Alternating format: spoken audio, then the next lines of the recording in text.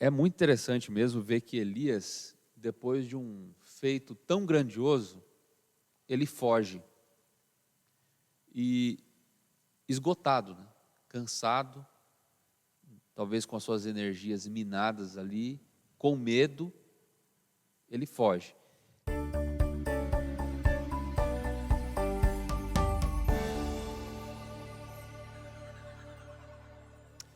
Olá, amigos, tudo bem com vocês?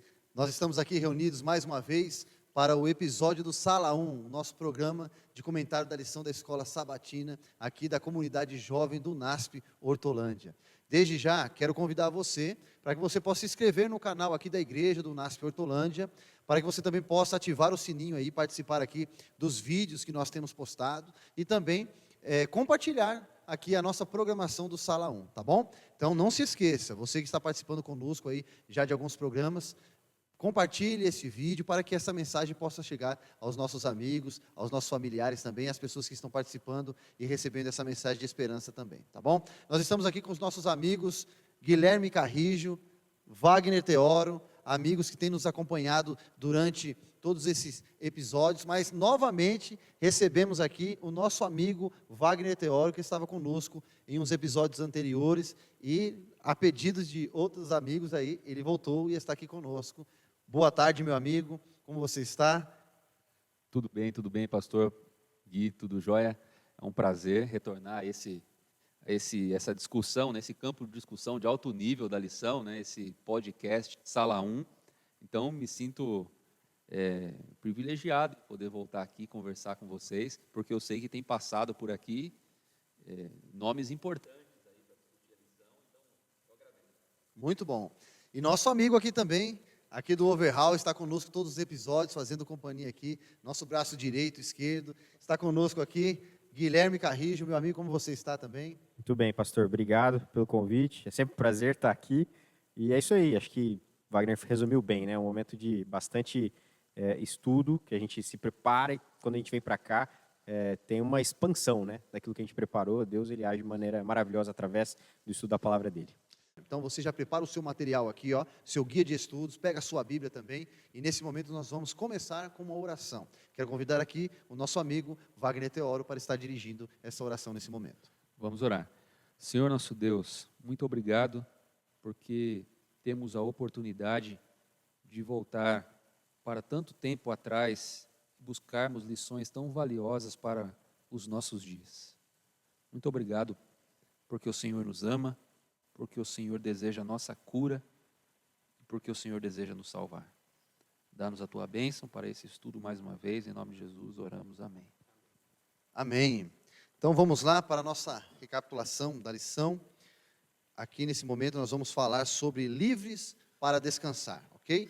Então lá no livro de Salmo, nós vamos ler aqui o capítulo 27, versículo 1, diz assim: O Senhor é a minha luz e a minha salvação. De quem terei medo? O Senhor é a fortaleza da minha vida, a quem temerei?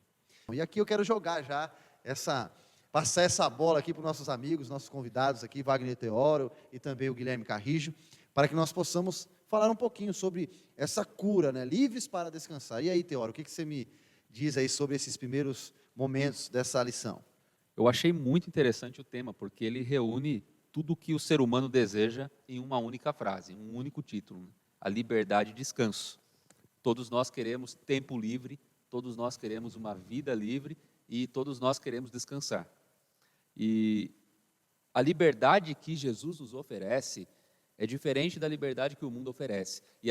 E o descanso que ele nos oferece também é diferente do descanso que o mundo nos oferece. E é isso que a lição tem para nos mostrar aqui, que essa liberdade, esse descanso, ela tem uma outra perspectiva. Ela tem plenitude, né? A gente entende que Jesus, quando ele oferece esse tipo nessa argumentação, né, nesse comentário que o Wagner acabou de fazer. O interessante também é que a lição ela vem falando desse descanso de cura, né, de refrigério, né? E o interessante é que diz assim, ó, se há um momento em que precisamos descansar, é quando estamos doentes, né? E geralmente, e a lição ela vem abordando sobre isso, sobre essa parte fisiológica também, né? Nessa questão de quando o ser humano ele entra numa fase de estresse, ele procura viver ali o seu dia a dia, a sua correria, e não para, né? Não para, não dá aquele time, né? Não dá aquele tempo ali para ele mesmo. E eu gostaria de perguntar aqui para vocês, né? Aqui está falando sobre o sistema imunológico também, né? Para recuperação. Mas existe uma pergunta frequente hoje, que diz a respeito da questão mental, né? E para vocês acham que essa questão mental ela é ligada também à questão espiritual? Eu creio que não exista nada que esteja desligado da questão espiritual. E se existe algo que esteja desligado da questão espiritual, esse algo está assim morto. Esse algo não tem sentido mais. E o pastor falou uma série de coisas. Na fala do pastor, se a gente for pensando assim, a gente vai ficar até amanhã aqui, pastor, comentando sobre cada detalhe. O Wagner comentou muito bem a questão espiritual. Tem a parte física também. Eu vou usar um exemplo pessoal, né? Não tem muito tempo, eu contraí Covid. Acho que muita gente, pessoas que estão nos acompanhando também. E os dias que eu me arrependi mesmo foram os dias que eu não pude descansar, não consegui fazer um repouso. E precisei trabalhar, por exemplo. Naquela rotina, tinha que online, né, trabalhando de casa, mas precisei trabalhar por algum motivo ou outro. Nesse dia eu me arrependi de ter saído da cama, porque realmente, quando você está debilitado por algum tipo de doença, pode ser emocional também, não fica só na doença física. Quando você está debilitado e você não consegue encontrar descanso e repouso que o seu corpo precisa, o seu corpo e a imunidade, que o pastor comentou, ele não consegue se recuperar. Você fica pior. Essa que é a realidade. Então, assim, determinadas situações de debilidade física ou emocional, o que a gente precisa, de fato, é um descanso para que o organismo ele se reorganize, para que o organismo recobre sua força, sua imunidade, e aí sim você consiga superar as dificuldades daquilo que está te debilitando, daquela doença, enfim, seja da ordem emocional. Veja só, a lição, né, ela aborda essa parte aqui, e nós temos uma parte aqui que é bem interessante, e para o jovem falando aqui também, né, para a galera que está iniciando a sua caminhada cristã também, né, veja que, olha o que interessante, o parágrafo da lição de domingo vem falando aqui, ó, sobre isso daqui, ó. Às vezes, quando é algo potencialmente mortal, ficamos acordados e nos preocupamos com o resultado dos exames médicos. Muitas vezes, perguntamos por quê. Será que aquele estilo de vida pouco saudável finalmente nos afetou? Foram as drogas que usamos há 20 anos? Talvez o sobrepeso que nos levamos aos últimos anos assim? Estaria Deus nos punindo por aquele pecado secreto que ninguém mais conhece? Olha só, que interessante, né? A lição ela já vem abordando aqui, mostrando essa questão das escolhas, né? A questão das escolhas, onde nós podemos, por exemplo, de uma forma também, estarmos ou procurando essa enfermidade, né, física, mental e espiritual, quando nós afastamos aí daquilo que Deus tem colocado na nossa vida, né, como a característica do pensamento de Deus para com o ser humano. Eu sempre digo o seguinte aqui, galera, né? Deus, Ele é o Criador e Ele conhece a máquina que Ele inventou, né? E nada melhor do que Ele para explicar o que nós devemos fazer para termos uma qualidade de vida. Aí eu pergunto aqui para vocês, né? Essa questão da culpa, será que Ele carregava algum tipo de culpa?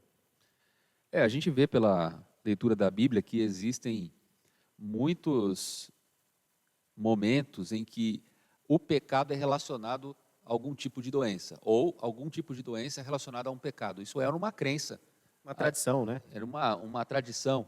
E as pessoas, com certeza, faziam essa relação com ele. O que eu fico pensando é que talvez ele também fizesse ele também estivesse sobre essa crença. E ele estivesse também sobre esse fardo de acreditar que ele de fato errou. E o Espírito de Profecia diz que ele de fato tinha errado. Ele era um homem que se afastou dos princípios corretos de vida, ele fez coisas erradas e ele carregava as consequências disso. Não há detalhes, mas ele com certeza era um homem que não tinha um descanso emocional, não tinha um descanso espiritual. Exatamente, Wagner. E o Espírito de Profecia comenta, assim, aquele homem havia trazido a doença sobre si, por conta dos seus pecados, não é? E não havia cura para ele. Esse sentimento, essa realidade, a fotografia da vida desse paralítico, não permitia, por conta desse peso, da culpa que ele carregava, não permitia que ele encontrasse descanso, não permitia que ele encontrasse nenhum tipo de cura, nenhuma ordem. Então, então cada vez mais é uma bola de neve, né? Ele continuava daquela forma, não se sentia apto para buscar descanso, para buscar cura. Precisou que acontecesse uma intervenção, né? Esses 4 amigos que fizeram essa intervenção, eles me lembram, na mesma hora que eu leio isso daqui, me lembram sempre a questão da oração intercessora. O paralítico, ele por si só, ele não conseguia se mover, ele não conseguia ir até Jesus, mas alguém carregou ele até Jesus. E 4 amigos que tinham fé. Às vezes, a fé do paralítico não era do tamanho da fé dos 4 amigos, que o carregaram até lá. E Jesus, ele resolve aquela conta depois que abriram, né? Eles não tinham como se aproximar de Jesus, eles abrem o telhado, descem ali, e a cura acontece. E aí tem muito detalhe aqui nessa cura para a gente falar, né, pastor? Mas antes da cura acontecer, Sim. Jesus faz uma outra coisa, né?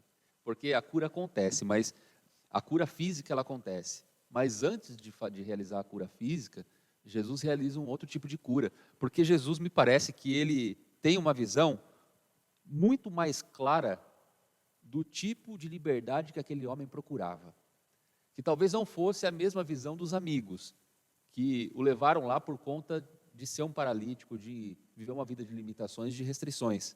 Mas Jesus viu o coração, viu a angústia daquele homem, que talvez por crer que ele estaria naquela condição, e que as pessoas também acreditavam nisso por conta de algum pecado, e Jesus, sabendo disso, vai direto ao centro da questão.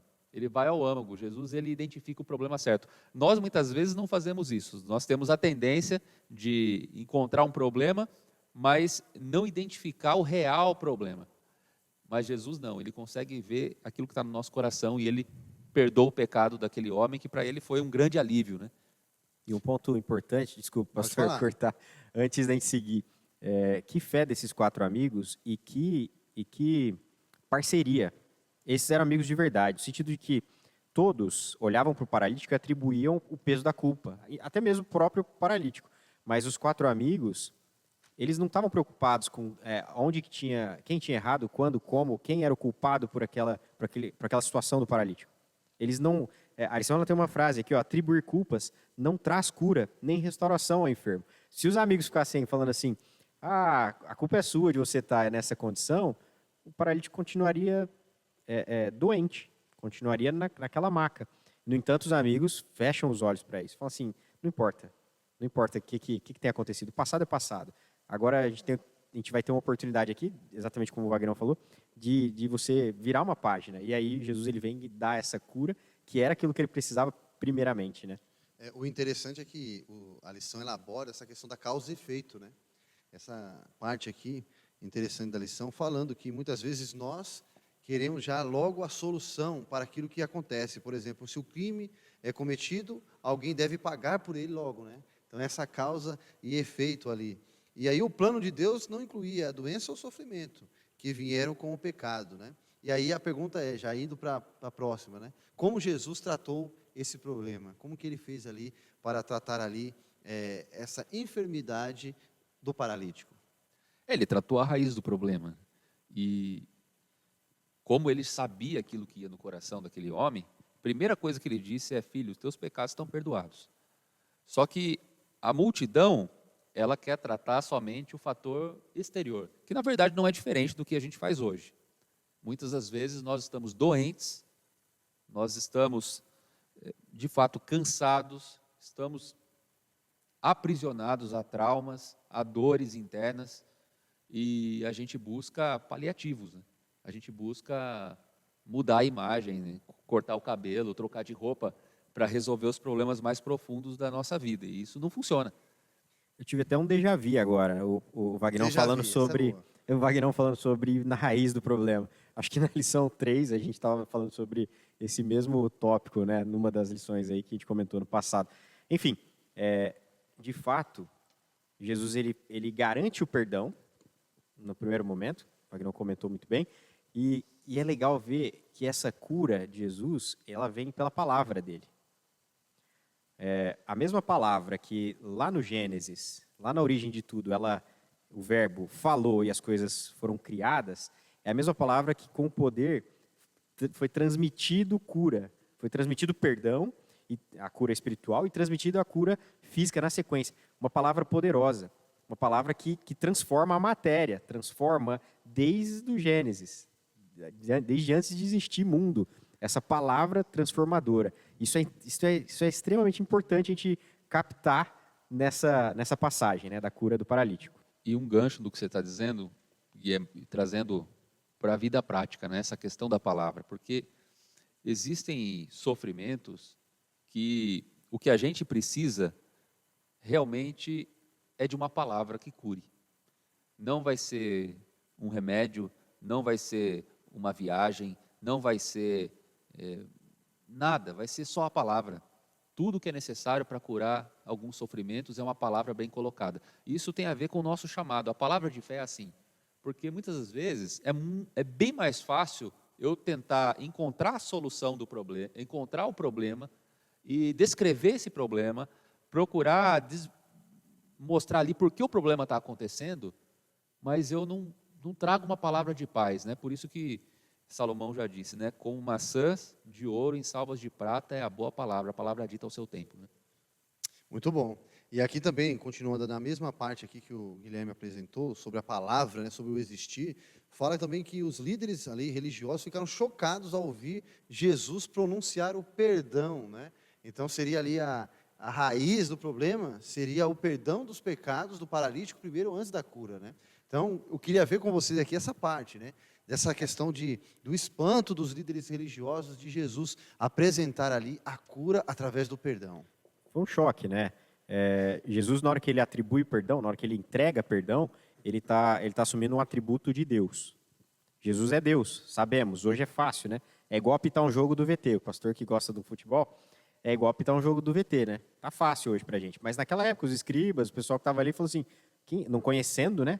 Não sabendo quem era Jesus, alguém desavisado, ou os escribas que não acreditavam intencionalmente, aí tem um outro assunto, mas independente, na hora que eles ouvem Jesus, uma pessoa, Jesus homem, falando, seus pecados estão perdoados, os escribas ali, que não acreditavam, pensam, quem é esse que acha que pode perdoar pecados? Esse é o choque, esse que foi o trauma. E Jesus foi intencional na hora que ele fez isso, né? A gente entende isso na seguinte resposta que ele deu depois que ele é questionado pelos escribas. E é interessante que vocês mencionaram aí, me veio à mente isso, que o perdão, ele sempre escandaliza, né? Bota talvez um sempre entre aspas, mas o perdão ele nos escandaliza. Porque hoje, se alguém diz, eu perdoei fulano que cometeu, por exemplo, um ato abusivo contra o meu filho, contra a minha filha, eu perdoei fulano que tirou a vida de um familiar meu, ou eu perdoei fulano que me traiu, que me ofendeu, isso é um escândalo. Porque as pessoas estão dispostas a te munir de opções para você não perdoar, mas para você acusar, para você contra-atacar. Então, parece que o mundo te oferece munição para você contra-atacar. Então, quando você vai e perdoa, É a contramão, você né? escandaliza a própria estrutura, o status quo, né, do que as pessoas estão acostumadas. Então, é só uma aplicação, por óbvio, que a Bíblia queria dizer. Ele escandalizou porque, de fato, era só Deus que poderia perdoar. Mas, trazendo para o nosso contexto, se nós também perdoarmos, ao invés de criticarmos, nós escandalizaremos os outros. Estamos dispostos, né, a escandalizar com o nosso perdão? Porque o perdão, principalmente, pode até escandalizar a nós, não é? Porque não estamos preparados. E muitas vezes nos vemos diante da necessidade de perdoar alguém que errou, e talvez necessitamos aí de um pouco mais de força para poder cumprir isso que é tão necessário para a nossa saúde. Que a falta de perdão está ligada à falta de descanso. E nos torna livres, né? Nos tornam livres. Eu fico imaginando assim, né, essa parte que o Wagner está apresentando, e para muitos o perdão é sinônimo de fraqueza, né? De achar a fraqueza do outro, né? E aqui, quando nós falamos sobre isso um pouco, sobre o paralítico, sobre os seus amigos trazendo o paralítico ali até Jesus, existiam outras pessoas também que poderiam ter feito isso, né? a história mostra que existiam outras pessoas na casa também ali dispostas ou estando esperando ali, né, Jesus, para também apresentar ali a elas a cura, né? E ali, na próxima lição de terça-feira, fala um pouco sobre a fuga, né? Sobre essa fuga, dessa parte emocional, né? E eu quero ler aqui só os dados, né, da Organização Mundial da Saúde, só para a gente começar aqui a falar um pouco. Diz assim, ó, com base em dados da Organização Mundial da Saúde, a OMS, a doença mais comum no mundo, que afeta mais de 300 milhões de pessoas por ano, nem sempre apresenta sintomas evidentes. A depressão é a principal causa da incapacidade em todo o mundo e é uma das que mais contribui para o estudo sobre a carga global de doenças. Quer dizer, olha só agora o mal do século, né? O mal do século. 300 milhões de pessoas estão vivendo agora com essa comorbidade. E se nós formos olhar também um pouco atrás ali, né, nós vemos esse paralítico. Será que ele também já enfrentava esse tipo de doença naquele tempo? O que vocês acham? Ou vocês acham que nesse momento essa doença ela tem se agravado mais também? Como nós falamos daquela vez que o Wagner estava aqui, né? Nós falamos sobre a correria, né? Buscar o descanso na correria do dia a dia. Você acha que nesse momento, né, para o jovem, para o pessoal que está nos acompanhando, Wagner e Guilherme também, A gente tem a falsa impressão de que com a fé se resolve tudo, né? É só pela fé que... E a gente entende que muitas das vezes, infelizmente, quando se fala em depressão no cristianismo, ela pode ser vista como uma falta de fé. Não é o caso. A gente pode ficar doente por conta dessa correria do dia a dia? Pode. Mas não necessariamente é isso que leva à depressão. A gente tem que separar essas coisas aqui. Então, a gente sabe que a busca por coisas vãs e materiais, ela não nos leva para um caminho de saúde mental, espiritual, talvez intelectual. não sejam só esses fatores a raiz de todos os males. Justamente. É que eu quero separar bem as coisas aqui, porque no cristianismo, algumas vezes, isso é bastante confundido. E é erroneamente confundido. Não é verdade que a falta de fé vai gerar depressão. Pode ser um fator, mas não é verdade, não é uma regra que é a raiz desse mal.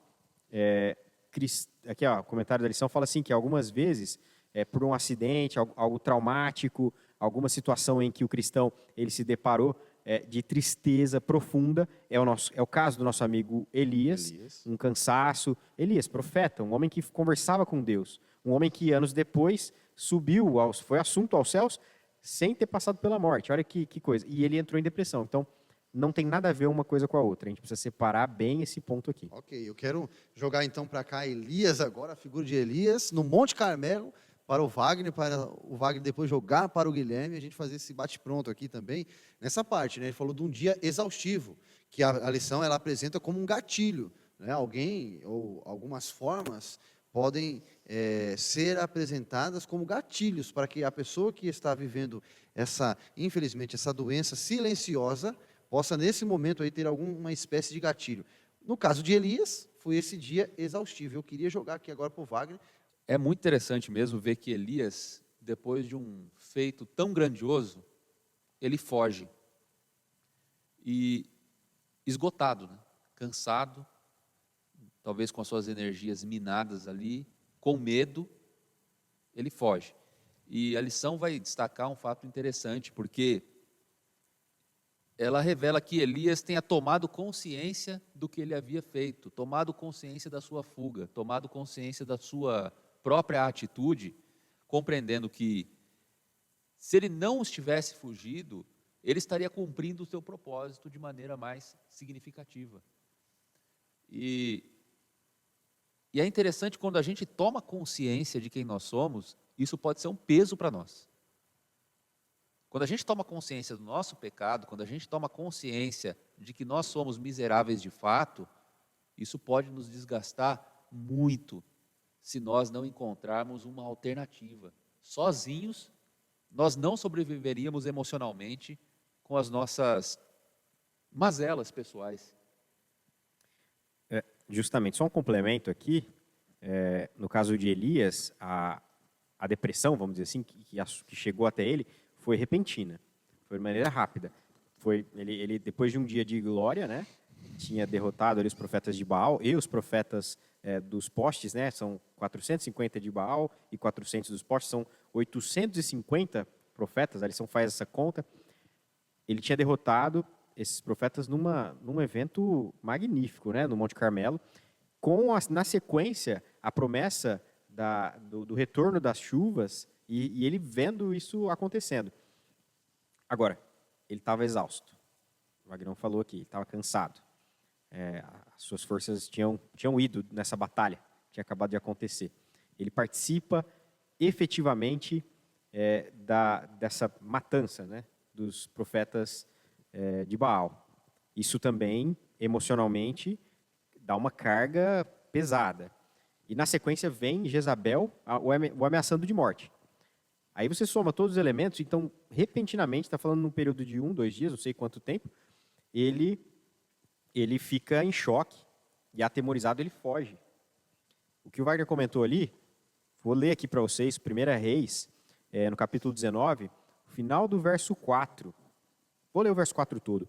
Ele mesmo, porém, foi ao deserto, caminho de um dia, chegou, assentou-se debaixo de um zimbro e pediu para si a morte, dizendo: já basta, ó Senhor, toma agora a minha vida, pois não sou melhor do que meus pais. Nesse momento, a derrota tinha se instalado e foi rápido. Então, assim, a gente tem processos que leva a pessoa a entrar em depressão ou alguma outra doença emocional, que leva anos, leva um tempo lento. É o efeito silencioso que vai sendo somado, né, na vida da pessoa. Porém, tem efeitos traumáticos também, tem efeitos mais repentinos, que foi o caso aqui de Elias logo depois de ter vencido, depois de um momento de glória, venceu o Monte Carmelo, agora ele repentinamente soma-se a esses fatores, ele foge e ele se vê indigno. Na hora que ele cai em si, comentário do Wagner, na hora que ele cai em si e vê o que ele tinha feito, ele percebe que ele não era digno, né? E ele pede para Deus o retirar, no sentido de que ele tinha decepcionado a família, ele tinha decepcionado o povo que ele tinha deixado para trás e tinha fugido numa situação que talvez não fosse necessário. O poder, talvez não, né? Com certeza não era necessário. O poder de Deus tinha acabado de ser demonstrado em favor de Elias e do povo. E uma outra coisa interessante é ver também como a Bíblia relata, né, a abordagem que Deus faz de Elias a Elias, né, a partir de um anjo. Diz, o anjo se aproxima de Elias e ele conversa com Elias, né? Ele oferece apoio para Elias. Ele não tenta descrever o fato, ele não tenta ali abordar a questão. Ele simplesmente, no versículo 5 vai dizer, de repente o anjo toca nele e diz, levanta-se e coma. Ou seja, o anjo presta um cuidado, né? Muitas das vezes a gente não tem esse toque, né? Esse gentil, essa maneira de lidar. A gente precisa tomar muito cuidado com isso. Muitas vezes as pessoas estão sofrendo com dificuldades que nós não iremos resolver ali. Mas o que nós oferecemos pode ser para aquele momento, um copo de água, um descanso para ela. Então, a gente não vai resolver o problema de uma pessoa que está com depressão oferecendo uma refeição a ela, mas naquele momento aquilo ali pode ser um alento. Ela pode se sentir amada, né, se sentir cuidada. E muitas das vezes os nossos atos nesse momento farão muito mais do que as nossas palavras. O nosso silêncio e o nosso cuidado, ele vai trazer a pessoa mais próxima da cura do que as nossas palavras poderiam. A não ser que nós tenhamos palavras também de encorajamento, né? E palavras comedidas, entendendo que existem coisas que não estão dentro do nosso alcance, mas certamente todas essas coisas estão dentro do alcance de Deus. Palavras de cura, né? Palavras que podem ser aí expressadas não como Jesus, né? Jesus, alguém que esteve aqui curando, operando maravilhas, sinais, né? Milagres, mas nós podemos também, através das nossas palavras, fazer como o Wagner está expressando aqui, ser pessoas que auxiliam as outras com as nossas palavras, né? E aqui o interessante, Wagner, né? Que Elias chegou num ponto que ele estava cansado de fugir, né? Já estava exausto. né? Aqui a lição fala assim, ó, quando Elias se aquietou, foi tomado pela culpa. Percebeu que sua saída rápida tinha desperdiçado o que teria sido oportunidade para reformar em Israel, né? Então ele estava cansado de fugir. E muitas vezes nós vemos amigos nossos, né, que estão passando por essa dificuldade e estão cansados também com esta situação. Qual foi a atitude que Elias tomou para sair também dessa situação? Primeiro, pastor, eu quero comentar o seguinte, né? Com todo o amor e carinho, a gente não vai ter como esgotar todos os aspectos sobre essa situação, essa doença, essa situação de saúde, porque a gente não é especialista nisso, né?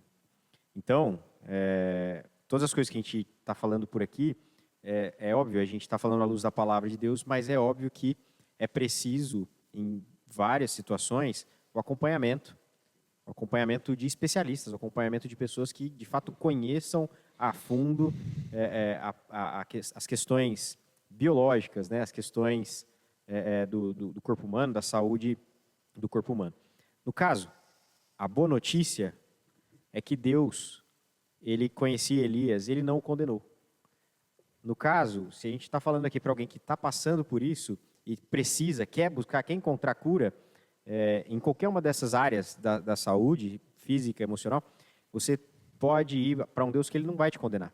Essa é a certeza. Esse Deus que conhecia Elias, ele não condena Elias, e ele é o grande médico, né? A lição comenta que o grande médico não condenou Elias. E o melhor dos médicos, então, no caso Deus, ele trata Elias, a resposta de Elias foi só uma, ele obedece. Então a palavra de Deus, através dos seus anjos, auxiliando Elias a descansar, ou no momento certo, toma água, coma.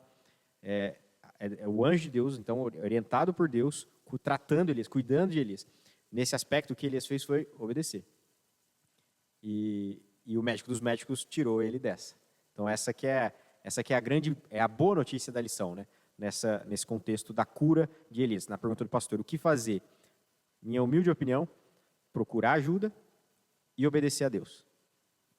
Muito bom, Wagner. Deus nos ensinou aqui a abordagem correta, né? De amar o próximo e de cuidar do próximo em diversas circunstâncias, mas utilizando essa situação de Elias, né? Desse quadro que ele estava enfrentando. Nos mostrando que a primeira coisa que a gente tem que fazer é se tornar próximo de quem está sofrendo. E o segundo passo é disponibilizar a ele a oportunidade de ser ajudado. E porque, de fato, o caminho é esse, né? O caminho é esse. Nós temos que saber, primeiro, entrar com muita cautela no terreno, né, das emoções, do coração humano, dos traumas. E entrando ali com respeito, a gente conquista o direito de oferecer algo mais. E muitas das vezes a gente entra de maneira atropelada e a gente acaba magoando a pessoa, ferindo ainda mais e aprofundando um estado de um quadro que já está instalado. Muito bom.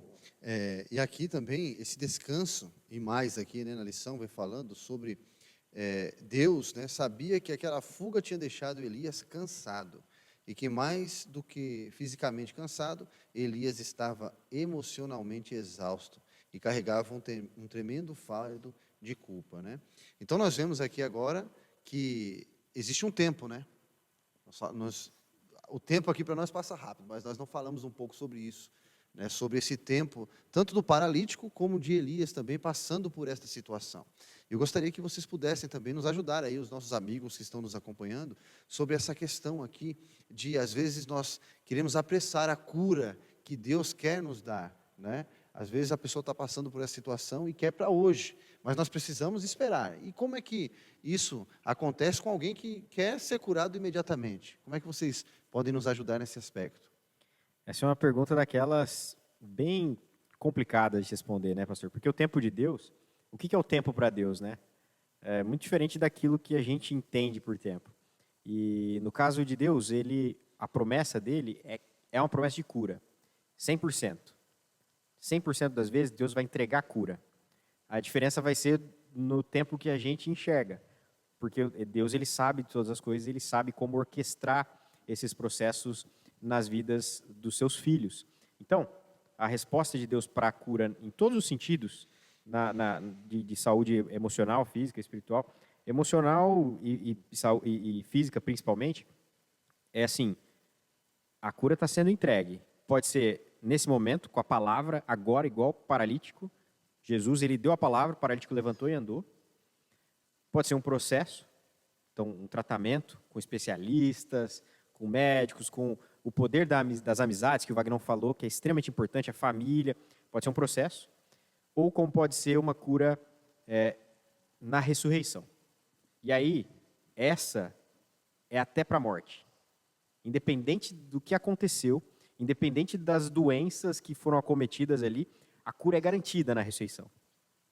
Até se a gente, no caso, descansou nesse processo. E é claro, né, para quem precisa de cura, para quem precisa de liberdade, o tempo vale muito. Né? Porque um dia a mais é um dia a mais de dor, é um dia a mais de prisão. A gente não gosta muito de coisas que não acontecem de imediato. Nós somos imediatistas.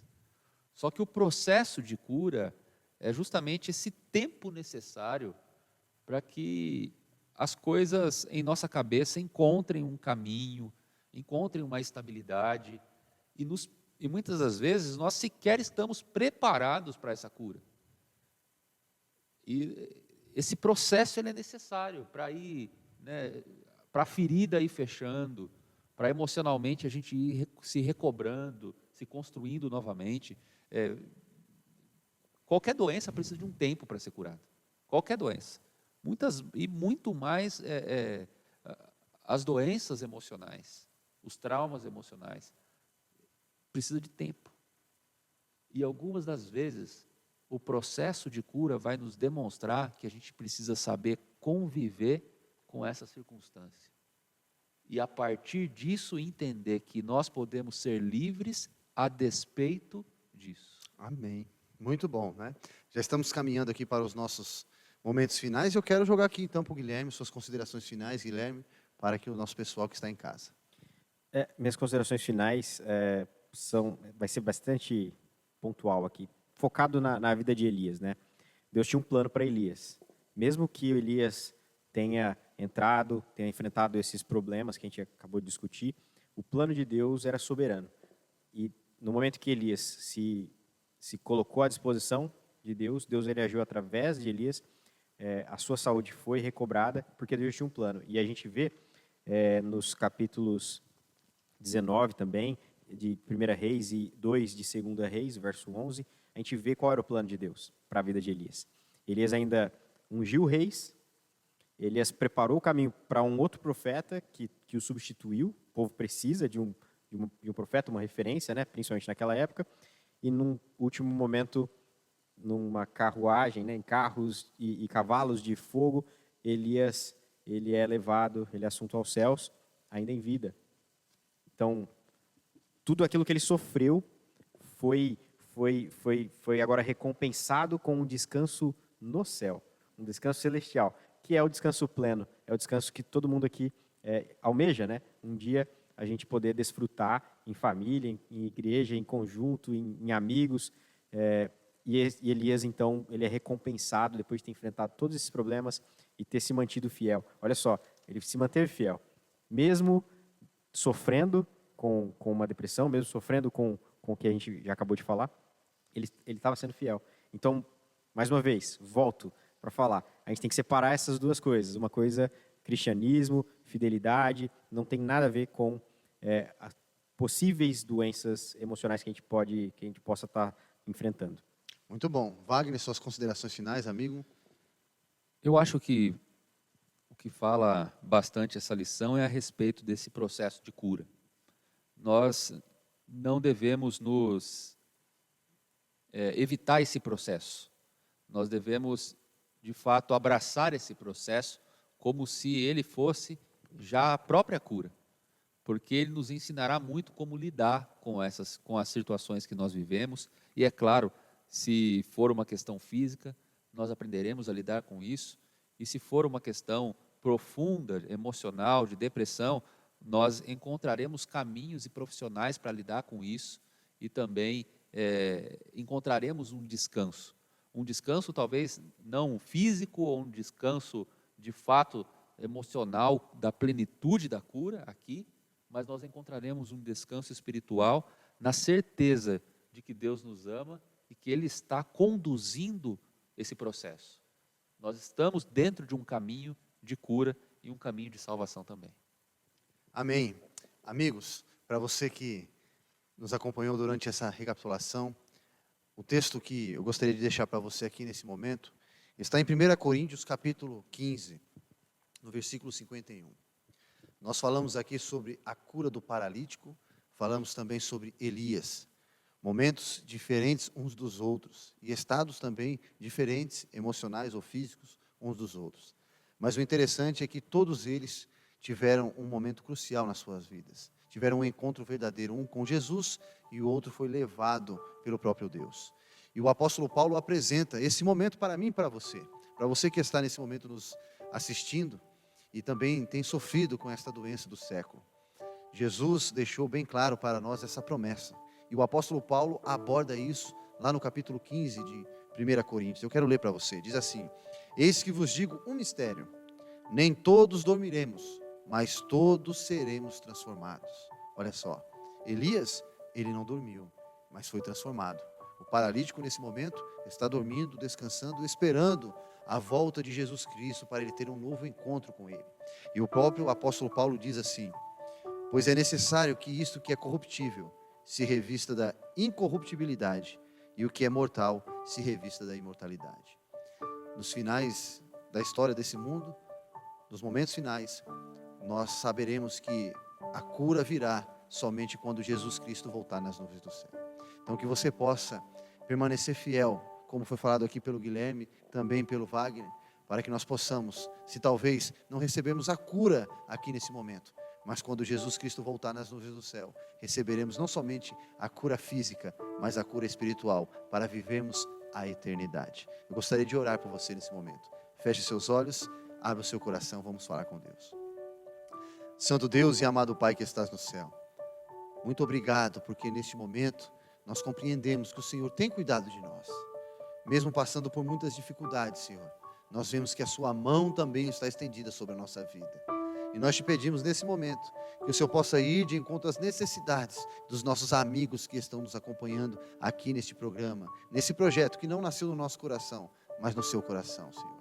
Então que o Senhor possa ir de encontro a essas necessidades, para que cada um de nós possamos ver e crer que a sua mão também está estendida sobre a nossa vida. Fica conosco, nos abençoe conforme a sua vontade, em nome de Jesus. Amém.